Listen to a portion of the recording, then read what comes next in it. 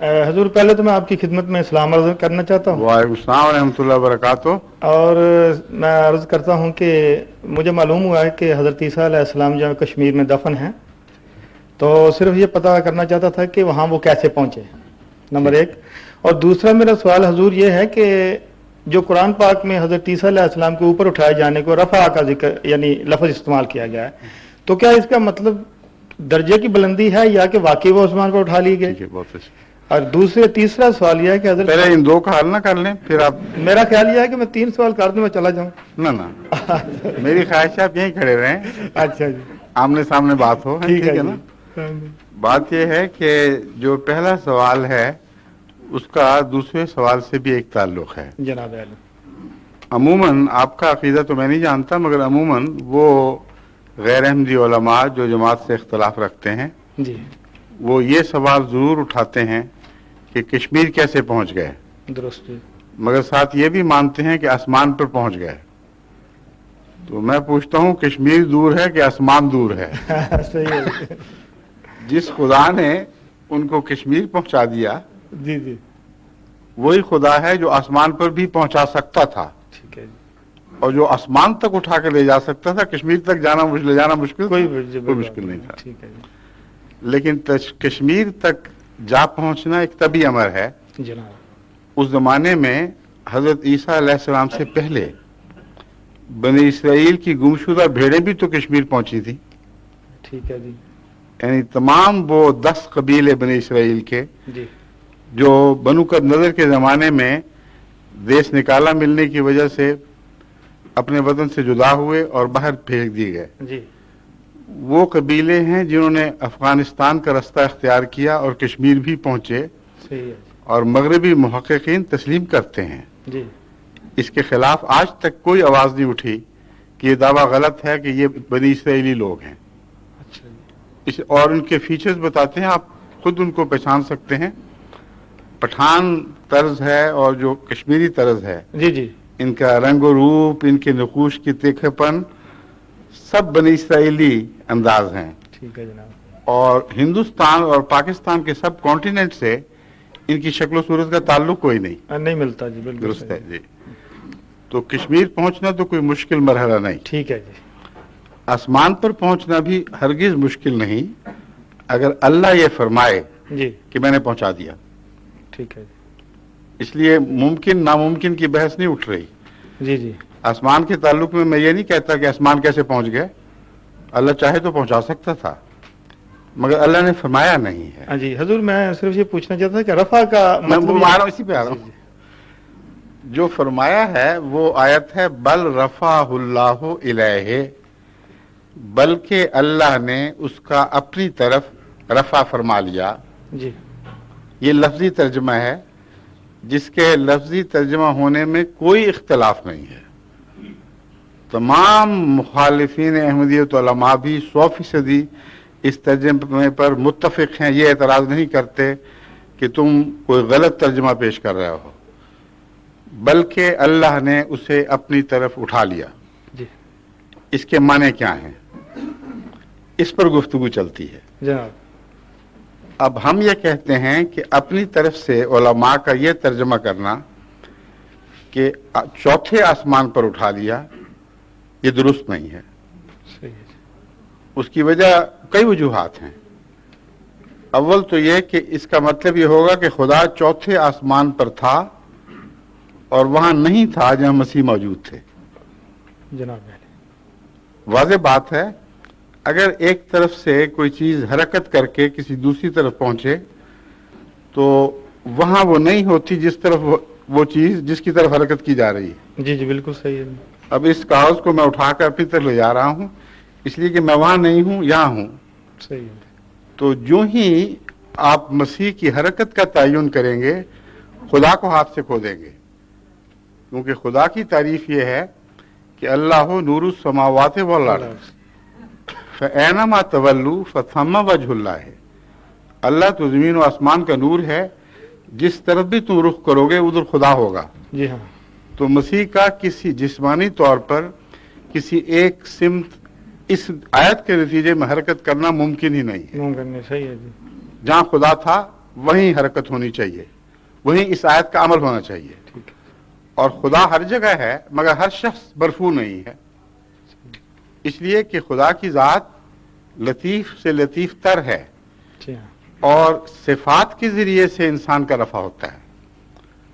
جو خبیث آدمی ہے وہاں بھی خدا موجود ہے جی بالکل مگر وہ مرفوع نہیں ہے. صحیح ہے جی. انبیاء وہیں ہوتے ہیں جہاں خدا ہوتا ہے مگر وہ مرفوع ہوتے ہیں. تو رفع روحانی درجے کی ترقی کے سوا کچھ نہیں ہے. اور بن ہی نہیں سکتا. صحیح ہے جی. اور اس سلسلے میں قرآن کریم کے دوسرے جو محاورے ہیں وہ میں آپ کو بتاتا ہوں، اور حدیث کے محاورے جس سے صاف ثابت ہوگا کہ رفع کا وہی معنی درست ہے جو جماعت احمدیہ کرتی ہے. جی مثلا بلم باور کے تعلق میں ایک آیت آتی ہے کہ وَلَوْ شِئْنَا لَرَفَعْنَاهُ بِهَا جی وَلَكِنَّهُ أَخْلَدَ إِلَى الْأَرْضِ، کہ اگر ہم چاہتے تو اس کو ہم اٹھا لیتے. جی جی وَلَوْ شِئْنَا لَرَفَعْنَاهُ بِهَا، ان صفات کے ذریعے جو ہم نے اس کو عطا کی تھی اگر چاہتے تو اس کا رفع کر لیتے. وَلَكِنَّهُ أَخْلَدَ إِلَى الْأَرْضِ، لیکن وہ بدنصیب زمین کی طرف جھک گیا. جھک گیا. ٹھیک ہے. بس اگر زمین سے دور ہٹنے کا کوئی معقول موقع ہو تو اس آیت کا موقع ہے، کیونکہ یہاں دو باتوں کا اختلاف اس طرح دکھایا گیا ہے کہ ایک شخص زمین کی طرف جھک گیا جی اور زمین کا برعکس اوپر کی طرف اٹھنا ہوا کرتا ہے. صحیح. تو اگر رفع کا معنی بلندی کی طرف سفر ہوتا جسمانی طور پر جی جی تو سب سے زیادہ یہاں ہونا چاہیے تھا، مگر تمام علماء متفق ہیں کہ یہاں روحانی رفع مراد ہے، جسمانی طور پر رفع مراد نہیں ہے. تو پھر اس کا مطلب میں یوں لوں جی کہ جیسے رفع اللہ کا ذکر رکھ، تو بالکل اسی مطلب میں ہی ہوا. بالکل، خدا درجات میں رفع فرماتا ہے. درست ہے جی. قرآن کریم میں انبیاء کے حوالے سے رفع ہی کا لفظ ملتا ہے اور 7 درجات کا لفظ لکھ کر بات کھول دی. ٹھیک ہے. بعض ان میں سے ایسے ہیں جن پر بعض دوسروں کو خدا نے رفع عطا فرمایا.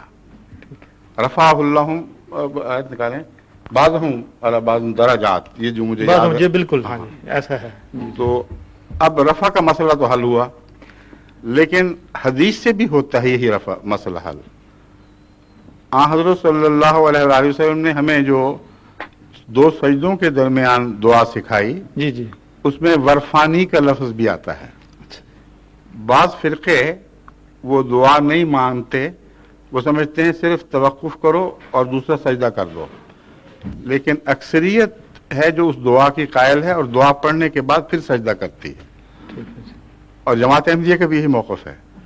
اس کی وجہ یہ ہے کہ قرآن نماز میں کوئی بھی حرکت یا سکون ایسا نہیں جو ذکر الہی سے خالی ہو. صحیح ہے. قیام میں بھی کرتے ہیں، رکوع میں بھی کرتے ہیں، 2 سجدوں کے درمیان لازماً دعا بھی ہونی کرنا چاہیے. چاہیے. ٹھیک ہے جی. اور جب احادیث موجود ہیں تو کوئی وجہ نہیں کہ انکار کیا جائے. درست ہے جی. اس میں ایک دعا کا جز یہ ہے ورفانی، میرا رفع فرما دے. اور یہ جتنے مولوی جی جی حضرت مسیح علیہ السلام کے جسمانی رفع کے قائل ہیں یہ دعا کرتے ہیں. درست ہے جی.